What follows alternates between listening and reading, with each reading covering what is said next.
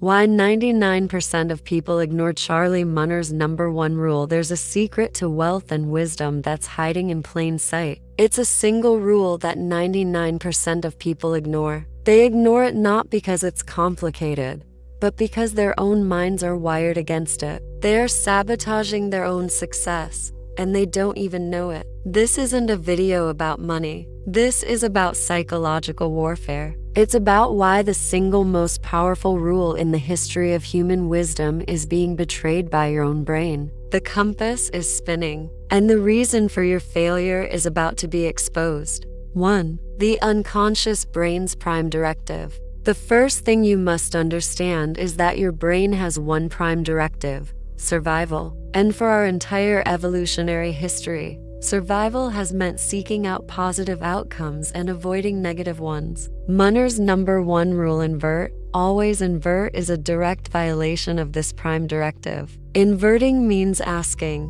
what will cause this to fail? It means thinking about death, ruin, and catastrophe. Your brain is not wired for this kind of thinking. It is a psychological defense mechanism that actively repels negative thought, a bias known as the negativity bias. The moment you start asking what could go wrong, your brain gives you a little jolt of anxiety, a whisper that tells you to stop. This is a survival instinct from a time when looking for danger was a matter of life and death. But in the modern world, it's an intellectual handicap. Most people don't fail because they are stupid. They fail because they are trying to feel good. They are seeking out positive affirmations, success stories, and how-to guides. They are victims of the ostrich effect, burying their heads in the sand to avoid uncomfortable truths. Munger would tell you that the path to ruin is paved with good intentions and blind optimism. He'd say that your brain is a brilliant but flawed machine, and you must learn to recognize its self-sabotaging tendencies. The first step to using Munger's rule is admitting that your own psychology is your primary enemy. He'd challenge you. Are you brave enough to stare at the abyss of failure, or will you turn away and pretend it doesn't exist? 2. The tyranny of the first step. We are a culture obsessed with the first step. We want to know how to start a business, how to get rich, or how to get in shape. The internet is filled with content promising to teach you the perfect first step.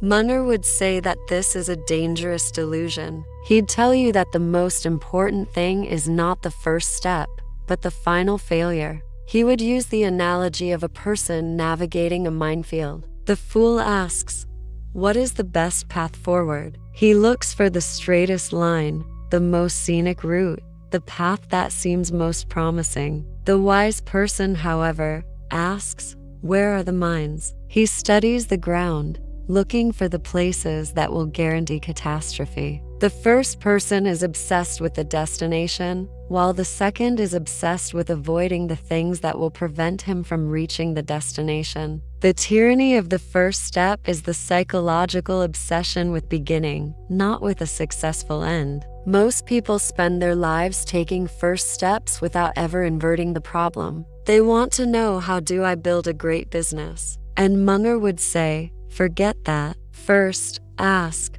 what would absolutely guarantee my business fails? He'd say that you must find the landmines on the path before you even start walking. By avoiding failure, you make success inevitable. But your brain doesn't want to think about landmines. It wants to think about the thrill of the adventure. He'd look at you and say, while everyone else is looking for the how-to, you need to be looking for the how not to. It is an unpopular but infinitely more profitable approach. 3. The social cost of inversion. Inverting is a lonely, antisocial act. When everyone is talking about how to succeed, you are asking what could go wrong. This is the social cost of inversion. Munger would say that our minds are wired for social conformity. We want to agree with the group. We want to share in the collective optimism. Think about a team meeting where everyone is excited about a new project. To be the one who stands up and asks,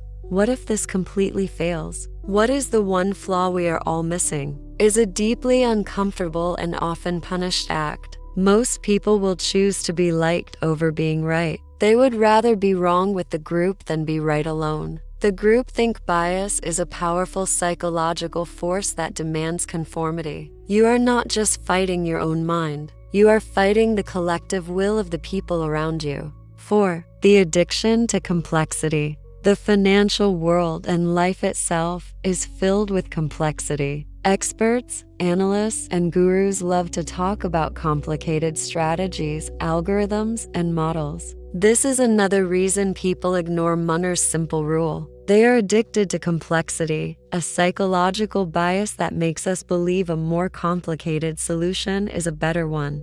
Munger would say that if you cannot invert a problem and solve it simply, you do not understand it well enough. He would argue that most people are not looking for simple solutions. They are looking for complex answers that make them feel smart. He'd say that a simple, elegant idea is often dismissed as too basic, while a convoluted, complex idea is worshipped as profound. This is intellectual insecurity in disguise. We believe that if we sound intelligent, we must be intelligent. He'd use the analogy of a person trying to tend to a garden. Instead of simply pulling the weeds, they prefer to use a complex, expensive machine that makes a lot of noise but accomplishes nothing. They would rather look busy than be effective. He'd tell you that true wisdom is the ability to take a complex problem and, through inversion, reduce it to its simple, core truths. He would say, the biggest mistakes we've ever made at Berkshire were not from a lack of intelligence. They were from a lack of thinking in reverse. 5. The unpopular wisdom of failure. Inverting requires you to get comfortable with a topic most people avoid at all costs: failure. We are taught to celebrate success, not to study our failures. We are a society that builds monuments to our triumphs and buries our catastrophes. This is a profound psychological flaw. Munger would tell you that the most valuable lessons in life are found not in success, but in failure. He'd explain that the true purpose of inversion is not to be a pessimist. It is to be an intellectual surgeon. You are dissecting a potential failure to understand its cause and its cure before it ever happens. This requires a level of emotional maturity that most people are unwilling to cultivate. They would rather cling to a delusion of guaranteed success than face the cold, hard reality of what could go wrong. This is the sunk cost fallacy at its finest. People continue to throw good money after bad because they cannot emotionally handle the idea of admitting they were wrong and cutting their losses. Munger would say that the most important thing you can do is learn to love the truth, even when it is ugly. He'd ask you, are you willing to face the specter of ruin in your mind so that you don't have to face it in your life? 6. The compounding effect of avoidance. The people who ignore Munger's rule are compounding their ignorance. He'd tell you that this is the compounding effect of avoidance. Every time you refuse to think about what could go wrong, you are making yourself more vulnerable to it. This isn't just a mental flaw, it's an exponential one. He'd use the analogy of a person's life as a journey on a river. The foolish person only studies how to paddle faster, how to find the quickest current to get to the destination. The wise person, however, spends their time studying the rocks, the whirlpools, and the waterfalls. They learn how to avoid the things that will capsize their boat. The person who is focused on avoidance will move slowly, but they will never hit a rock. The person who is focused only on speed will, eventually, crash. The avoidance of a bad outcome, over time, compounds into a good one. It is the single most powerful form of defensive thinking. 7. The dangers of a closed feedback loop. You'd bring up the social media echo chamber. He would nod and say that it is the ultimate example of a closed feedback loop. He would explain that our minds are wired to seek information that confirms what we already believe, confirmation bias. Social media and our friend groups just supercharge this. We only follow people who agree with us, and we only read articles that validate our worldview. This is the exact opposite of inversion. Munger would say that if you only listen to people who tell you how to succeed, you will never hear the warnings of those who have failed. You are living in a mental prison where you are always right and never challenged. The comfort of a closed loop is a psychological trap that prevents you from seeing reality. He'd tell you that the only way to break out of this loop is to intentionally seek out dissenting opinions, to read books that you know you will disagree with, and to have conversations with people who think differently. He would say that the most dangerous thing you can do is to live in a world where your beliefs are never questioned. The truth is not found in comfort, but in intellectual friction. He'd ask you, when was the last time you changed your mind because of something you read or heard? If you can't remember, you are in a closed loop. 8. The unpopular virtue of humility. The world rewards confidence and certainty. It celebrates people who speak with conviction and never doubt themselves. But Munger would tell you that this is a fatal flaw. He would say that the most dangerous psychological force in the world is not ignorance. It's intellectual hubris, the belief that you know more than you do. He would argue that the people who succeed in the long run are the ones who are willing to admit what they don't know. This is the unpopular virtue of humility. Munger would explain that humility is not a sign of weakness. It's an intellectual superpower. It allows you to stay within your circle of competence and to avoid problems you are not equipped to handle. It is the psychological shield that protects you from your own ego, from the constant desire to be the smartest person in the room. He would say that the arrogance of a person who thinks they have all the answers is a direct path to ruin. True wisdom is knowing what you don't know and actively seeking out the knowledge to fill those gaps.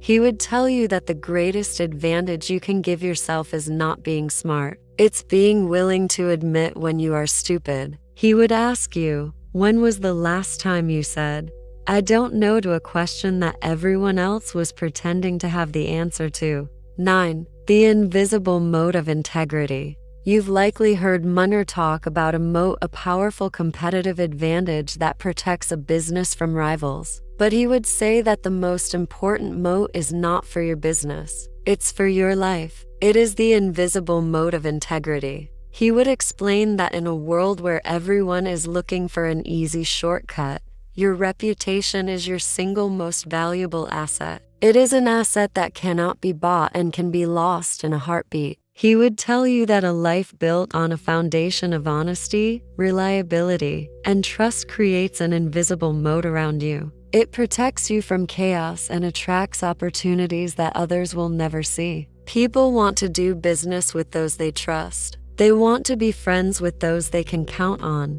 The effort you put into building your integrity is a long-term investment that compounds over time, and it is the single most powerful form of personal leverage. He would say that a person who is constantly bending the rules will, in the end, have nothing. He'd look you in the eye and say, the most powerful thing you can do is to be the kind of person who is not for sale. 10. The tyranny of the urgent. In modern life, we are all victims of a psychological trap, the tyranny of the urgent. We have an email to answer, a text to send, a notification to check.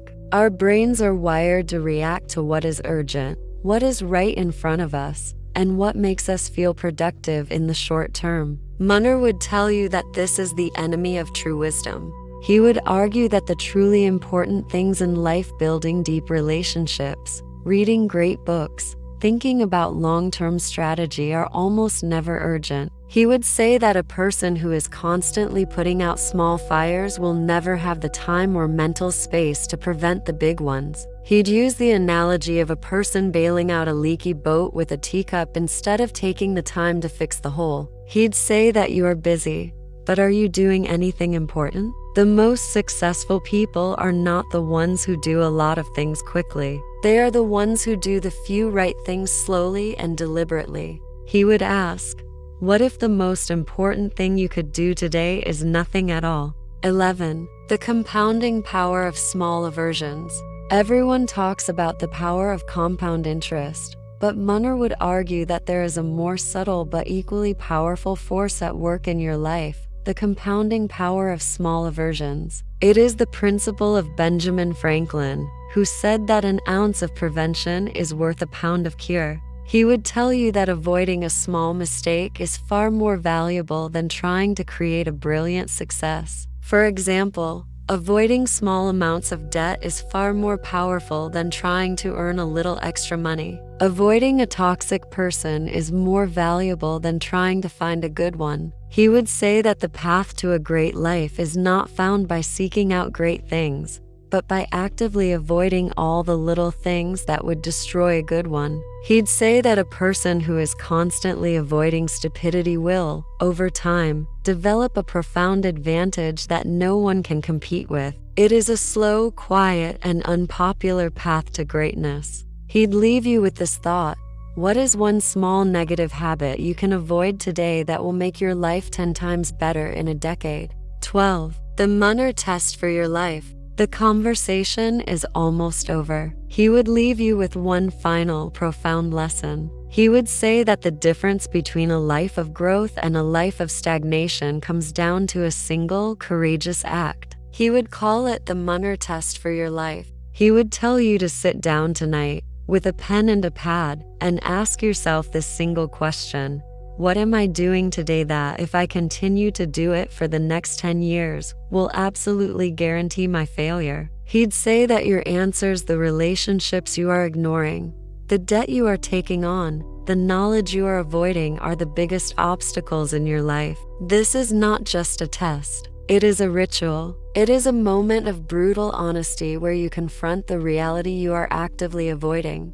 It is the single most important habit you can cultivate. He'd say that it is a painful, uncomfortable, but absolutely necessary act. Most people will never do it because the truth is too difficult to face. But you can. You must. He would tell you that the greatest victory you can ever achieve is not conquering your competition, but conquering your own mind. A vow to your future self. And just like that, the conversation is over. He is gone. The wisdom he shared is now yours. This isn't just a list of ideas. It's a blueprint for a life of fewer problems and greater success. But the blueprint is worthless unless you become its architect. This is not a passive experience. This is a choice, a single life-altering choice you must make now. If this conversation gave you a glimpse of the clarity you've been searching for, there's only one thing to do. Hit that like button as a vow to your future self. Let it be the first act of your rebellion against the psychological forces holding you back. And if you are truly serious about forging a mind of steel and building an invisible moat around your life, then subscribe now. This is your first step toward joining the 1% who choose to think differently. Your life will never be the same. Before you go, I want you to answer one final question in the comments below. What is the one thing you are going to stop doing to change your life? The next move is yours.